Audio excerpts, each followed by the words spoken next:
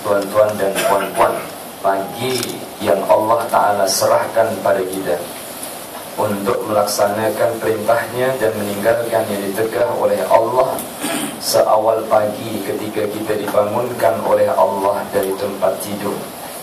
Apa yang kita ingat sebelum tidur, itulah yang kita ingat selepas kita bangun tidur. InsyaAllah sebelum tidur kita tetap ingat Allah, maka bangun tidur Allah akan ingatkan kita untuk mengingatinya dan meletakkan niat yang baik sepanjang hari yang Allah Ta'ala serahkan pada diri kita. Lembaran yang masih putih pada pagi hari ini, yang kita telah pun memulakan dengan aktiviti ibadah yang berhubungan dengan Allah Subhanahu wa Ta'ala. Daripada pagi kita bangun untuk makan sahur, diteruskan untuk solat subuh, dan sebahagiannya atau tuan-tuan dan puan-puan melapangkan untuk turut serta qiyamul lail dalam program masjid ataupun surau, menunaikan solat-solat sunnah, zikir dan juga doa. Dan selepas itu disambung dengan solat subuh, diteruskan juga zikir dan doa, dan mempersiapkan diri untuk pergi di tempat kerja. Semoga amal yang kita lakukan pada pagi hari ini dan sampai pada pagi ini dari yang telah berlalu, Allah Ta'ala berkenan untuk menerimanya. Amin ya rabbal alamin. Muslimin dan muslimah, segala sesuatu ada buahnya. Sama ada buah itu memberi manfaat kepada manusia ataupun memberikan bahaya. Sebagaimana disebutkan oleh Ibnu Athaillah Al-Askandari rahimahullah ta'ala alaih, buah daripada amal akan membuahkan amal yang selanjutnya. Buah daripada solat akan membuahkan solat yang seterusnya. Buah daripada puasa akan membuahkan puasa yang seterusnya. Dan buah daripada segala amal yang kita lakukan akan membuahkan amal yang berikutnya. Seperti mana contoh pada pagi ini, tuan-tuan dan puan-puan muslimin dan muslimah, kita tunaikan solat subuh sebentar tadi di masjid ataupun di surau. InsyaAllah yang melaksanakan solat subuh, ia akan keluar buah solat zuhur. Yang melaksanakan solat zuhur akan mengeluarkan buah solat asar. Begitulah seterusnya hingga kesempatan yang paling akhir Allah Ta'ala memberikan kesempatan pada kita untuk sembahyang atau untuk beramal dan beribadah. Buah yang paling akhir adalah syurga yang bersifatnya kekal abadi selama-lamanya. Apabila sebahagian daripada jemaah yang hadir berpesan kepada tuan pengurusi bacaan surah Yasin, pahalanya disampaikan kepada Allah Yarhamah yang telah kami sebutkan, bermakna beliau telah berakhir untuk beramal. Sedangkan kita yang diberi panjang umur oleh Allah Ta'ala ada kesempatan untuk beramal. Maha pemurah Allah Ta'ala, Tuhan yang maha pemurah, memberi kesempatan kepada kita dengan adanya Ramadan. Semenjak Allah menciptakan langit dan bumi dan bermula perjalanan siang dan malam, 12 bulan menjadi hitungan telah pun bermula, baik dalam hitungan Masehi ataupun dalam hitungan Hijriah. 12 bulan pada Masehi dan 12 bulan pada Hijriah adalah bermula semenjak Allah menciptakan langit dan bumi dan beredarnya siang dan malam dengan pantasnya. Akan tetapi bagi umat baginda Rasulullah Muhammad sallallahu alaihi wa alihi wasallam diberi kesempatan oleh Allah. Allah empunya hari, Allah empunya bulan, Allah empunya tahun, Allah empunya langit dan bumi, memberi Ramadan kepada umat baginda Rasulullah Muhammad sallallahu alaihi wasallam peluang amal yang dilipat gandakan ganjaran dan juga pahala. Tuan-tuan dan puan-puan, bila diajak untuk bicara tentang ganjaran dan pahala dengan diajak bicara tentang bisnes dan uang ringgit, kira-kira menarik yang mana? Ya, menarik bicara uang dan bisnes ataupun menarik bicara ganjaran dan pahala? Tuan pengurusi berpesan kepada saya supaya menyampaikan penghayatan akhir Ramadan, ya. Dan penghayatan akhir Ramadan ini penggerak utama tidak lepas daripada ganjaran dan juga pahala. Maka saya ajak terlebih dahulu dalam masa yang sedia ada ini, supaya muslimin dan muslimat bersemangat, walaupun bukan bicara RM, ya. Tetapi kita boleh menukar dengan izin Allah Subhanahu wa Ta'ala ganjaran dan pahala itu dengan RM. Maka ada susunan yang saya susun dan alhamdulillah dapat difahami, dan juga sering saya ungkapkan bahawa kita umat Islam, orang yang beriman pada Allah, punya ATM anytime, ya. Kita boleh cucuk bila masa, ya. Tuan-tuan dan puan-puan, dulu sebelum ada ATM, ya, muslimin dan muslimah, kita nak pergi ke bank, nak pergi ke bank, ya, dia buka pukul 8, tutup pukul 4, kita malam tak boleh cucuk. Tapi sekarang 24 jam kita boleh ambil duit, ya. Muslimin dan muslimah, tuan-tuan dan puan-puan, saya mengajak kepada diri saya dan kepada para jemaah untuk membesarkan Allah. Maka bukan kerana saya cakap besar, akan tetapi melatih diri kita mengagumi kebesaran dan keagungan Allah Subhanahu wa ta'ala. Sebab ini menjadi penyemangat dan spirit kepada diri kita untuk duduk sebagai hamba Allah dan merasa puas dengan jaminan Allah, merasa puas dengan kasih sayang Allah, dan merasa puas dengan kesempatan yang Allah Ta'ala berikan, khususnya kita berada di dalam Ramadan. Dan kita pada pagi ini berada pada pagi yang ke-24 di bulan Ramadan, yang telah berlalu dan yang akan kita lalui. Yang berlalu telah banyak kita jalani, dan kini kita berada pada penghujungnya. Muslimin dan muslimah, tuan-tuan dan puan-puan dan para jemaah yang saya muliakan, kesempatan, ya, dari kehidupan yang Allah Subhanahu wa ta'ala beri. Ada kalanya manusia mengenal kepada Allah, ya, dari alam ciptaan, mengenalkan manusia kepada yang maha menciptakan.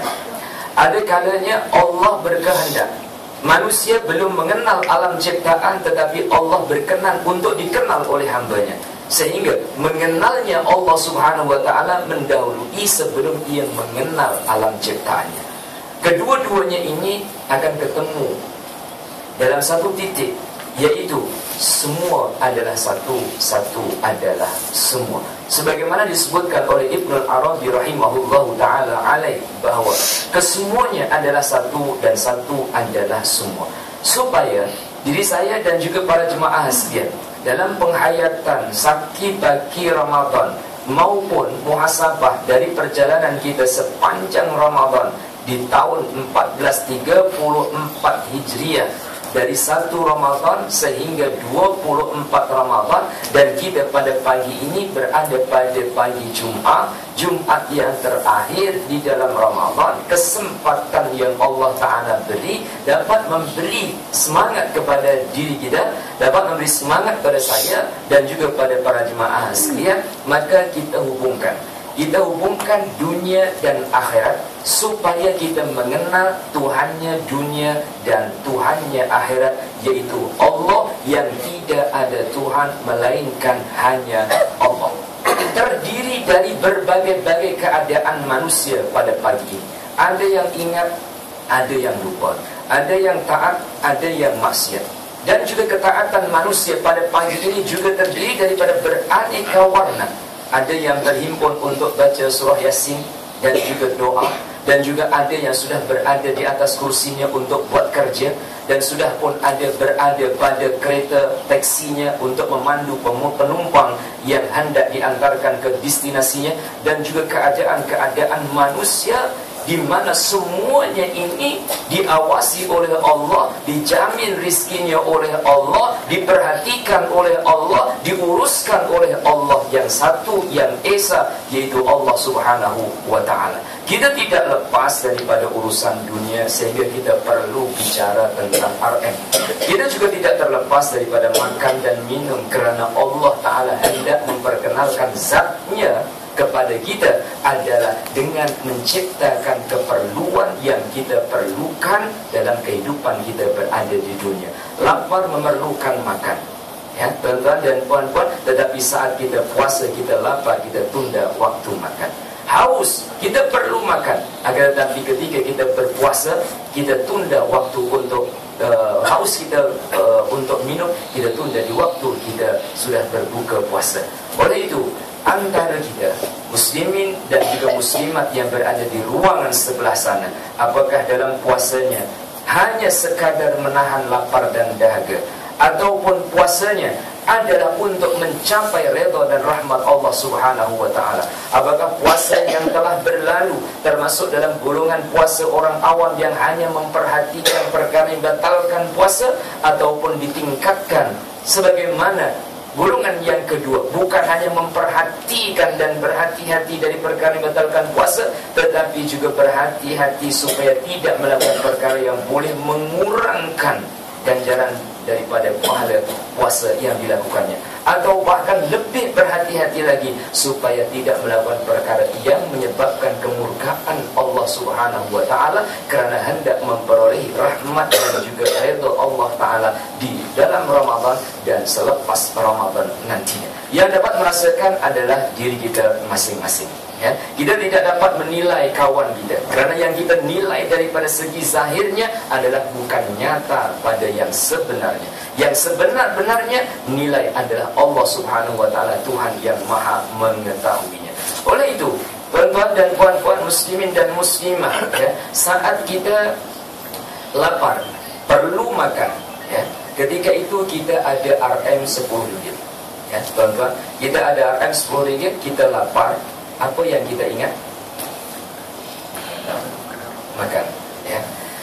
Kita lapar, tidak ada duit sama sekali. Yang kita ingat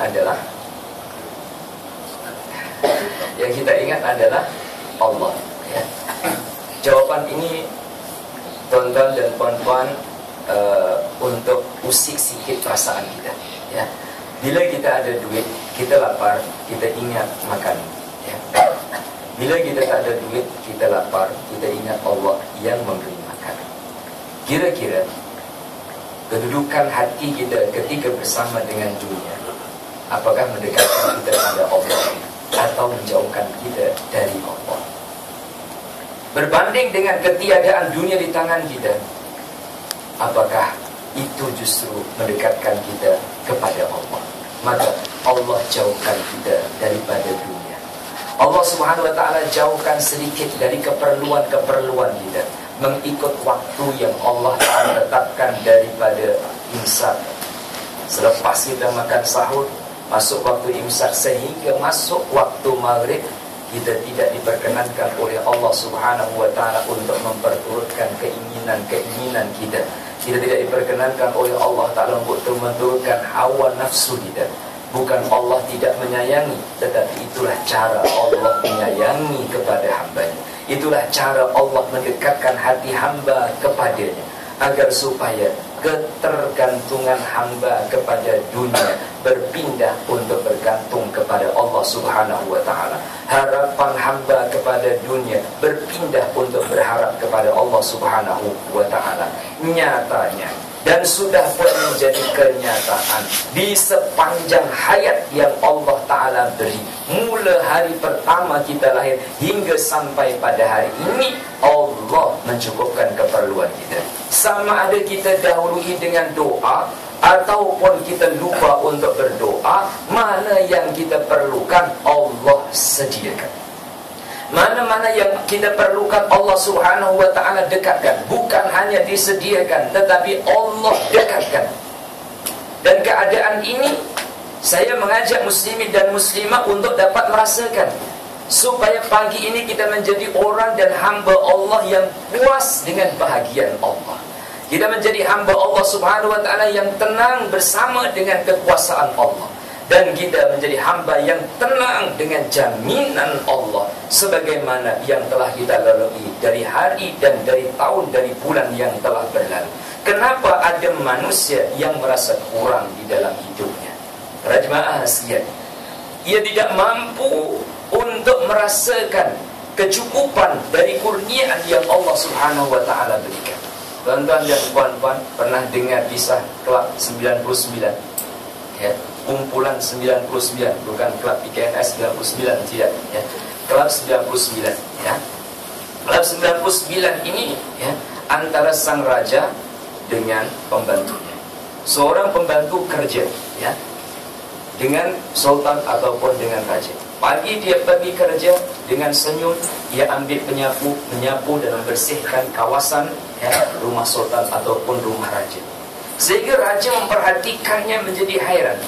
Awak ni punya gaji kecil tapi kerja nampak seronok, kerja, ya, riang gembira, senyum, dan juga kerja dengan suasana yang ceria. Maka suatu ketika dipanggil dia, ya, dipanggil oleh tuan raja dan dipanggil oleh sultan. Bila dipanggil oleh sultan, dia ditanya, apa yang menjadikan kamu bergembira dan kamu tenang, kamu seronok dengan kerja ini? Kemudian pekerja ini menyampaikan kepada sultan, sang raja, tuan, apa yang telah dibagikan oleh Allah Ta'ala dan cukup untuk saya nikmati pada hari ini, itu adalah segala-galanya bagi diriku. Jawaban ini didengar oleh penasihat tuan raja. Bila penasihat tuan raja mendengar, penasihat tuan raja berkata dengan tuan raja, tuan raja, dia belum masuk klub 99. Tengok nanti kalau dia sudah masuk klub 99, dia tidak akan seperti ini. Kemudian sang raja bertanya kepada pembantunya atau bertanya dengan penasihatnya, macam mana klub 99? Tuan raja kumpulkan uang dinar dalam satu kantong, dalam satu bekas, malam nanti campakkan depan rumah dia. Nanti tuan raja akan tahu macam mana yang dilakukan oleh pembantu itu tadi. Tuan raja mendengar nasihat daripada penasihatnya, kemudian mengumpulkan uang dinar sebanyak 99 masuk dalam kantong, dan malam itu juga dicampakkan depan rumah daripada pembantu yang pagi tiap-tiap kerja dia ceria dan juga bergembira menikmati pekerjaannya. Kemudian apabila telah dicampakkan, datang waktu pagi, pekerja itu hendak pergi kerja, dia nampak satu kantong. Kantong, faham ya tuan-tuan? Ya. Nampak satu kantong, jumpa satu kantong dan diambil, kemudian dibuka. Bila dibuka, dia nampak uang dinar. Bila dibuka nampak uang dinar, dia pun kira sebelum pergi kerja. 1, 2, 3, 4, 5 sampai 99. Hatinya tak percaya kalau ini 99. Ini mesti asalnya 100 ya. Maka dikira kali yang kedua ya, 99 juga. Dikira kali yang ketiga juga 99. Kemudian dia terlintas, mungkin tercicir di sekitarnya. Maka dia pun cari di kawasan, tak jumpa. Tetapi jam kerja sudah menunjukkan pukul 8 yang mesti dia pergi kerja. Maka dia pun kerja, dan kerja dengan masam muka.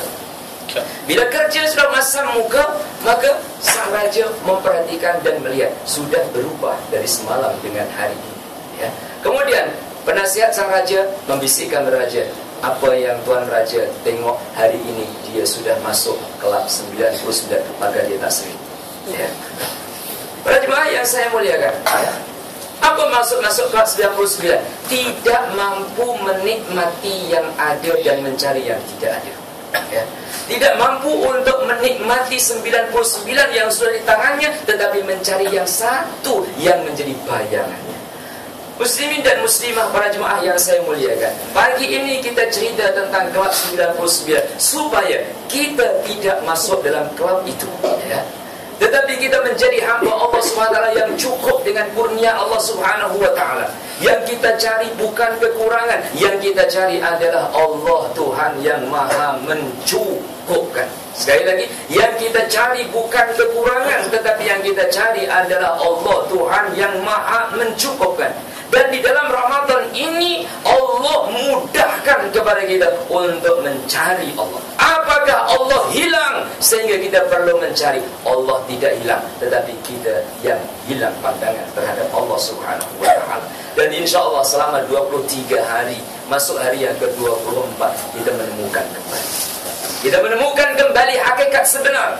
Kita menemukan kembali kuasa Allah Subhanahu wa ta'ala. Sehingga walaupun kita seorang dalam bilik kerja, pintu ditutup, lampu ditutup, umpamanya langsir pun ditutup, kita tidak akan berani untuk melakukan perkara yang batalkan puasa ya. Apakah kerana kita takut neraka ataupun berharap surga? Yang jelas di dalam hati kecil kita mengatakan Allah menyaksikan kita. Dalam hati kecil kita merasa bahwa Allah Ta'ala memandang kepada kita, maka kita tidak berani untuk melakukan perkara yang membatalkan puasa, atau bahkan kita tidak berani untuk melakukan perkara yang boleh mengurangkan ganjaran ataupun pahala yang dijanjikan oleh Allah SWT. Ini sudah berlalu 23 hari. Bersyukur kita kepada Allah, perintahnya dapat kita lakukan. Bersyukur kita pada Allah, puasanya dapat kita kerjakan. Bersyukur kita pada Allah, membuka pintu hati kita untuk mengenali Allah Subhanahu wa ta'ala. Dan bersyukur kita kepada Allah untuk dapat merasakan keagungan, kebesaran, kasih sayang dan keesaan Allah SWT. Hingga pada pagi hari ini, insya Allah dengan sukarela, tanpa paksa, duduk kita untuk baca surah Yasin dan doa, dan saling ingat mengingatkan dalam majlis tazkirah ini, akan dapat mudah kita terima. Jadi ilmu yang bermanfaat, manfaat kita untuk memimpin ke arah kebaikan, baik di dunia ataupun di akhirat nantinya. Jadi tuan-tuan dan puan-puan muslimin dan muslimah, para jemaah yang saya muliakan, Allah memperkenalkan hambanya dengan zat Allah Ta'ala dari dunia yang diciptakan. Mari, ketika kita melihat ini punya dunia bersama dengan urusan yang diserahkan oleh Allah Ta'ala pada kita, jadikanlah ia sebagai sejadah kita untuk mendekat kepada Allah Subhanahu Wa Ta'ala. Tidak akan kita menyaksikan manusia yang dicipta oleh Allah Ta'ala dalam satu profesi di dunia, ya. Tidak semuanya jadi ustaz, ya. Nanti tak jalan roda perputaran dunia. Ya, berbagai-bagai kedudukan. Allah Subhanahu Wa Ta'ala Tuhan yang maha mengetahui. Maka Allah Subhanahu Wa Ta'ala dengan keluasan ilmunya meletakkan dan menciptakan manusia dengan berbagai-bagai profesi, dengan berbagai-bagai kesibukan dan berbagai-bagai amanah. Allah Ta'ala menceritakan cerita dunia dan berjalan cerita dunia sampai pada hari ini. Berjalan cerita dunia sampai pada hari ini didahului dengan takdir dan ketetapan Allah Subhanahu Wa Ta'ala yang telah menetapkan semua kejadian yang terjadi, tetapi Allah merahasiakan supaya hamba sentiasa berharap dan bergantung kepada Allah. Mustahil pada Allah tidak tahu apa yang terjadi pada hari ini. Mustahil pada Allah tidak tahu yang terjadi pada esok hari. Tetapi Allah maha tahu yang awal, yang sekarang, dan yang akhir, dan tidak berakhir. Itulah Allah yang kita sembah.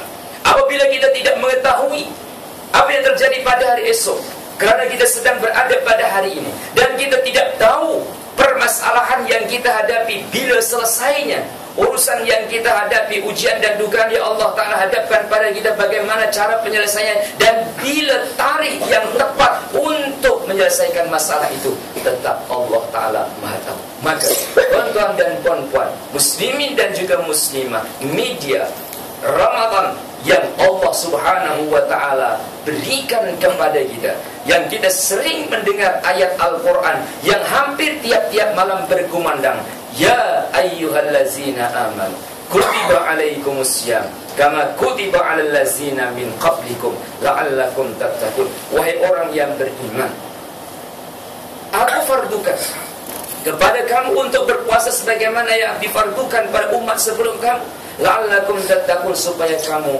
menjadi hamba yang bertakwa. Kamu adalah termasuk saya, muslim dan juga muslimat. 24 sudah tentu ada tanda-tanda pada diri kita. Apakah termasuk dalam golongan la'allakum tattaqun ataupun belum? Sehingga menjadi persediaan, menjadi persiapan bagi memasuki bulan Syawal yang sebentar nanti datang dan juga menjelma. Para jemaah yang saya muliakan, orang-orang yang bertakwa, ya, oleh ulama ahli hikmah menyebutkan tentang 4 perkara, dan semoga 4 perkara ini telah pun hidup dalam diri kita. 4 perkara yang kita bicarakan pada pagi ini sememangnya telah ada benihnya, tinggal kita kembangkan untuk hari baki Ramadan dan selepas Ramadan. Yang pertama, al-khawfu bil jalil. Orang yang bertakwa ditandai dengan rasa takut pada Allah Tuhan yang maha bijaksana, ya. Kebijaksanaan Allah Subhanahu Wa Ta'ala kita rasakan bahwa Allah mengatur perjalanan semua makhluk yang ada di serata dunia, khususnya yang ada di bumi, khususnya yang ada di Malaysia, khususnya yang berada di Selangor, yang ada di Shah Alam, yang berada di rumah kita. Saya hendak tanya dengan tuan-tuan dan puan-puan, dan pasti jawabannya sudah pun tahu, hanya untuk pendekatannya sahaja. Jumlah keluarga dalam rumah kita, orangnya, dengan jumlah binatang-binatang yang ada dalam rumah kita, serangga yang ada dalam rumah kita, kira-kira banyak mana dengan penghuni rumahnya, dengan orangnya? Banyak serangga ke banyak orangnya? banyak serangga. Kita tidak pernah memperhatikan bagaimana ya mencukupkan keperluan serangga yang ada dalam rumah kita. Akan tetapi dia Allah bukan hanya mencukupkan keperluan kita, tetapi juga mencukupkan keperluan serangga-serangga yang ada. Bahkan kadang-kadang pagi-pagi kita sudah mengecewakan kepada binatang ya. Macam mana mengecewakan pada binatang? Makan sahur ya. Bila makan sahur, tulang ikan ya lebih, kita tak makan itu punya tulang, kita makan daging. Kita buka pintu belakang. Bila kita buka pintu belakang, pintu dapur ada kucing. Kemudian kita campakkan tulang ikan itu ya. Kita campakkan belakang rumah, dan tulang ikan itu hanya satu ya. Kemudian kucing yang ada ni 3 ya. Maka yang dapat makan 1, yang 2 merongo, yang 2 tak dapat makan. 2 kucing sudah kecewa dengan kita. Maaf ya saya melihat. Pasal apa? Kita tidak mampu mencukupkan keperluan ya. Allah Tuhan yang mencukupkan ya. Para jemaah yang saya muliakan, jadi dalam rumah kita, dalam kerajaan rumah tangga, insya Allah awalannya cukup kepada kita untuk mengenali Allah Subhanahu wa ta'ala, Tuhan yang maha mencukupkan keperluan makhluk-makhluk yang ada di dalam rumah kita itu sendiri. Sehingga kan ya, pengenalan kita terhadap